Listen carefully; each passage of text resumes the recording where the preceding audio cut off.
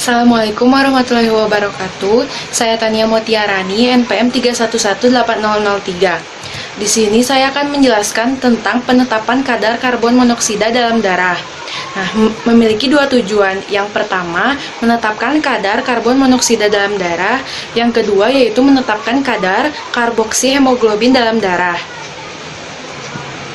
Karbon monoksida adalah gas yang tidak berbau, tidak berwarna, tidak berasa, dan tidak mengiritasi. Gas karbon monoksida merupakan bahan yang umum ditemui di industri. Gas ini merupakan hasil pembakaran tidak sempurna dari kendaraan bermotor, alat pemanas, asap dari kereta api, pembakaran gas, dan asap tembakau. Sumber yang paling utama berupa residu pembakaran mesin. Banyak pembakaran yang menggunakan bahan bakar seperti alat pemanas dengan menggunakan minyak tanah, gas, kayu, dan arang, yaitu kompor. Pada daerah yang macet, tingkat bahayanya cukup tinggi terhadap kasus keracunan. Asap rokok juga mengandung karbon monoksida. Pada orang dewasa yang tidak merokok, biasanya terbentuk karboksi hemoglobin tidak lebih 1%. Tetapi pada perokok yang berat, yaitu 5-10%. Pada wanita hamil yang merokok, kemungkinan dapat membahayakan janin. Karbon monoksida tidak mengiritasi tetapi sangat berbahaya atau beracun. Maka gas CO dijuluki sebagai silent killer. Keberadaan gas CO akan sangat berbahaya jika terhirup oleh manusia, karena gas itu mengganti posisi oksigen yang berkaitan dengan hemoglobin dalam darah. Gas CO akan mengalir ke dalam jantung, otak, serta organ vital. Selanjutnya, ikatan antara CO dan hemoglobin membentuk karboksi hemoglobin yang jauh lebih kuat 200 kali dibandingkan dengan ikatan antara oksigen dan hemoglobin. Akibatnya sangat fatal. Pertama, oksigen akan kalah bersaing dengan CO saat berikatan dengan molekul hemoglobin. Ini berarti kadar oksigen dalam darah akan berkurang. Padahal seperti diketahui, oksigen sangat diperlukan oleh sel-sel dan jaringan tubuh untuk melakukan fungsi metabolisme. Yang kedua, gas CO akan menghambat kompleks oksidasi sitokrom. Hal ini menyebabkan respirasi intrasel menjadi kurang efektif. Selanjutnya, bahaya utama terhadap kesehatan adalah mengakibatkan gangguan pada darah. Batas pemaparan karbon monoksida yang diperoleh oleh OSHA, suatu organisasi, adalah 35 ppm untuk waktu 8 jam per hari masa kerja. Sedangkan yang diperbolehkan oleh AGIH, TLV sampai TWV adalah 25 ppm untuk waktu 8 jam dalam pekerjaan. Kadar yang dianggap langsung berbahaya terhadap kehidupan atau kesehatan adalah 1500 ppm atau 0,15%. Paparan dari 1000 ppm atau 0,1% selama beberapa menit dapat menyebabkan 50% kejenuhan dari karboksi hemoglobin dan dapat berakibat fatal. Saya akan sedikit menjelaskan tentang gejala yang didahului saat keracunan gas karbon monoksida. Si gejalanya ini yang pertama bisa mulai dari sakit kepala, mual, rasa lelah, muntah, berkeringat, hipotensi, kehilangan kesadaran, dan sakit dada mendadak juga dapat muncul pada saat keracunan gas karbon monoksida ini. Lalu kematian juga dapat mungkin disebabkan karena sukar bernafas dan edema pada paru. Ada alat dan bahan untuk penetapan kadar karbon monoksida dalam darah. Yang pertama, alatnya ada jarum suntik, lalu ada cawan Conway, neraca analitik, pipet otomatis, alat gelas, spektrofotometer dan kuvet, labu ukur, pipet tetes, tourniquet, pipet volume, botol semprot, dan gelas ukur. Bahannya ada sampel, Aquades, dan juga ada beberapa reagen yang digunakan. Yang pertama ada larutan palladium klorida, lalu ada larutan Ki5%, larutan H2SO45N, larutan HCl 0,01N, kapas beralkohol, plester, dan antikoagulan EDTA, lalu ada etanol 70% dan paslin. Cara kerja yang pertama, pengolahan sampel.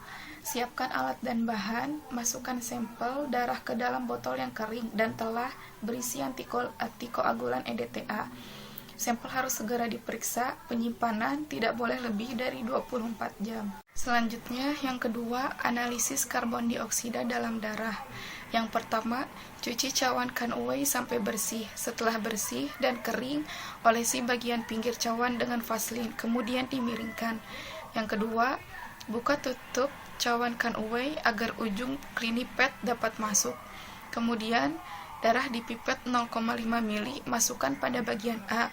Kemudian, 0,5 mili H2SO4 di bagian B dan 2 mili palladium klorida di bagian C. Kemudian cawan ditutup dan diputar 360 derajat sehingga darah bercampur dengan H2SO4 dan biarkan 1,5 jam. Yang ketiga, tutup Kan-Uwei dibuka. Dari bagian C dipipet 0,5 mili dengan klinipet lalu palladium klorida, kemudian dituangkan ke dalam labu ukur 25 mili yang sebelumnya telah berisi 10 mili Aquades dan 1 mili Ke5%. Kemudian encerkan dengan Aquades sampai tanda batas dan ukur absorban pada panjang gelombang 415 nanometer dengan Aquades sebagai belangko. Untuk pembuatan kurva kalibrasinya disiapkan 6 buah labu ukur dan masing-masing diisi dengan 10 mili Aquades dan 1 mili Ki 5% ke dalam masing-masing labu ukur dari labu ukur ke-1 sampai labu ukur ke-6. Nah, dan selanjutnya ditambahkan dengan larutan PDCl2 sebagai berikut. Pada labu ke-1 sebanyak 0,1 mili, pada labu kedua sebanyak 0,2 mili, pada labu ketiga sebanyak 0,3 mili, pada labu keempat sebanyak 0,4 mili, pada labu kelima sebanyak 0,5 mili, dan pada labu keenam sebanyak 0,0 mili sebagai belangko. Nah, selanjutnya masing-masing ditambah Aquades sampai tanda batas dan dikocok. Selanjutnya diukur absorbansinya pada panjang gelombang 415 nm. Sekarang langsung kita lihat ke tabel, yaitu konsentrasi larutan PDCl2. Pada labu ke-1, volume standar PDCl2 induknya dalam milinya itu 0,1 mili dan PDCl2 dalam milimolnya 0,000442. Pada labu kedua 0,2 mili, PDCl2 milimolnya 0,000884. Pada labu ketiga 0,3 mili, PDCl2 milimolnya 0,001326. Pada labu keempat 0,4, PDCl2 milimolnya 0,001768. Pada labu kelima 0,5 mili, PDCl2 milimolnya 0,002210. Lalu buat persamaan regresi garis dari kurva antara konsentrasi dan absorbansi. Tentukan konsentrasi PDCl2 sisa. Perhitungan kadar CO dalam darah dapat dihitung menggunakan kurva regresi linear dan dapat menggunakan rumus berikut ini. Kadar CO, milimol PDCl2 awal dikurangi milimol PDCl2 sisa dibagi mili sampel dikali BM dikali CO dikali 1000 dan hasilnya dalam satuan ppm atau miligram per dl. Selanjutnya yaitu uji kuantitatif. Berlaku untuk semua darah yang mengandung heparin, EDTA, fluorida, atau oksalat. Nah, selanjutnya itu ada bahan. Yang pertama, larutan amonium hidroksida. Yang kedua ada natrium ditionit atau padatan dalam desikator. Yang ketiga, karbon monoksida murni atau karbon monoksida atau nitrogen. Yang keempat, oksigen atau kompresor udara. Selanjutnya metode. Pertama, tuangkan 25 ml larutan amonium hidroksida. Lalu tambahkan 0,2 ml darah, campurkan hingga homogen. Terus selanjutnya yang ketiga, bagi larutan ke dalam 3 tabung. Lalu labeli masing-masing tabung dengan X, Y, dan Z. Nah, yang keempat, jenuhkan larutan Y dengan menambahkan karbon monoksida. Fungsinya itu untuk memberikan 100% HbCO melalui gelembung gas ke dalam larutan selama 5-10 menit. Yang lakukan dan pelan dan hati-hati untuk meminimalkan buih. Selanjutnya, selama 10 menit, jenuhkan larutan jet dengan penambahan oksigen melalui gelembung oksigen atau kompresor udara untuk menghilangkan semua ikatan karbon hidroksida untuk memberi 0% HbCO. Nah, lalu dilakukan dengan pelan dan hati-hati untuk meminimalkan buih. Selanjutnya, tambahkan sedikit natrium ditionit sekitar 20 mg ke dalam larutan X, Y, dan Z. Lalu aduk hingga homogen. Selanjutnya, tambahkan sedikit natrium ditionit sekitar 20 mg ke dalam 10 ml larutan amonium hidroksida. Aduk sampai homogen, gunakan sebagai kontrol. Nah, selanjutnya hitung absorbansi larutan X, Y, Z dan kontrol pada panjang gelombang 540 nanometer sampai 579 nanometer. Selanjutnya hasil.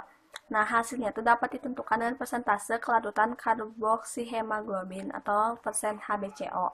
Dapat dihitung dalam persamaan persen HbCO sama dengan A 540 per A 579 larutan X dikurangi A 540 per A 579 larutan Z.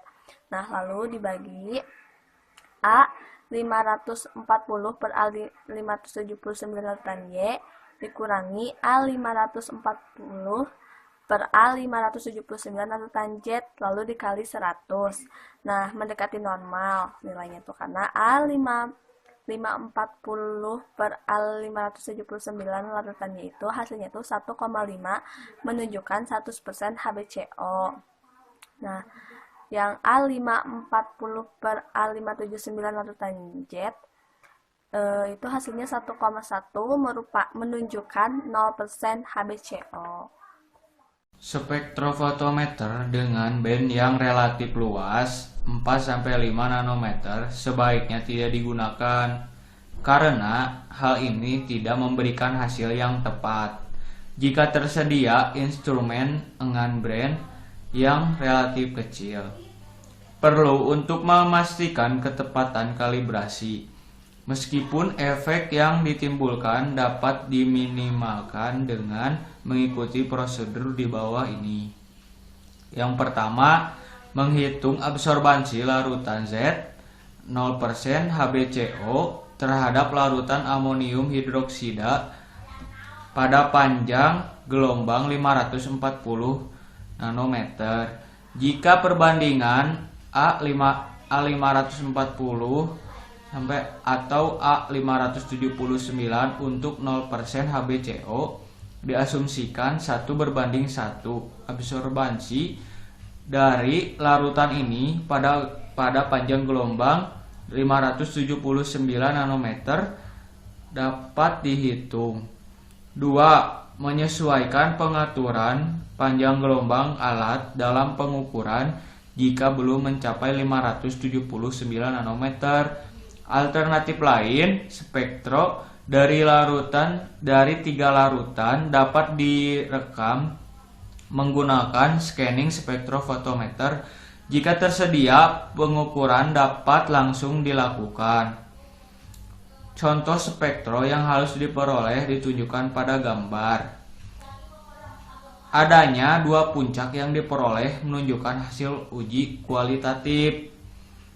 Contoh spektro hasil analisis panjang gelombang maksimal. Interpretasi klinis. Interpretasi karboksihemoglobin dalam darah HbCO. Kelarutan HbCO